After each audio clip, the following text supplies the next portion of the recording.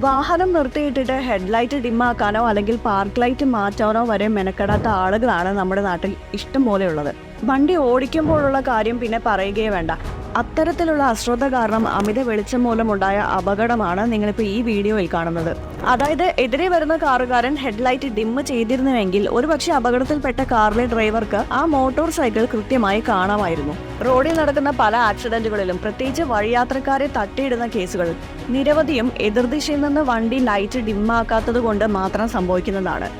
ഇപ്പോൾ ഇറങ്ങുന്ന പുതിയ പലതരം വാഹനങ്ങൾക്കും വൈറ്റ് ലൈറ്റ് ആണ്. ഇത് മറ്റ് വാഹനങ്ങൾക്ക് യാത്ര ചെയ്യാൻ ബുദ്ധിമുട്ടുണ്ടാക്കുന്നുണ്ട്. കൂടാതെ പല വിദേശ രാജ്യങ്ങളിൽ പോലും നിരോധിച്ച വെളിച്ചം കൂടുതലുള്ള ബൾബുകൾ നമ്മുടെ നാട്ടിലെ പല കടകളിലും സുലഭമായി ഇപ്പോഴും ലഭിക്കുന്നുണ്ട്.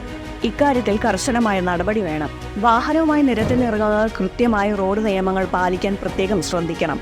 മറ്റു വാഹനത്തിന്റെ തൊട്ടു പുറകിൽ പോകുമ്പോഴും സ്ട്രീറ്റ് ലൈറ്റ് പ്രവർത്തിക്കുന്ന റോഡുകളിലൂടെ സഞ്ചരിക്കുമ്പോഴും എതിരെ വരുന്ന വാഹനം ഒരു 200 മീറ്ററെങ്കിലും അടുത്തെത്തുമ്പോഴും ഹെഡ്ലൈറ്റ് ഡിമ്മ് ചെയ്ത് മാത്രം സഞ്ചരിക്കാൻ യാത്രക്കാർ പ്രത്യേകം ശ്രദ്ധിക്കണം. ഇത്തരത്തിലുള്ള ചെറിയ അശ്രദ്ധകൾ ഒഴിവാക്കിയാൽ മതി വലിയ അപകടങ്ങൾ ഒഴിവാക്കാം.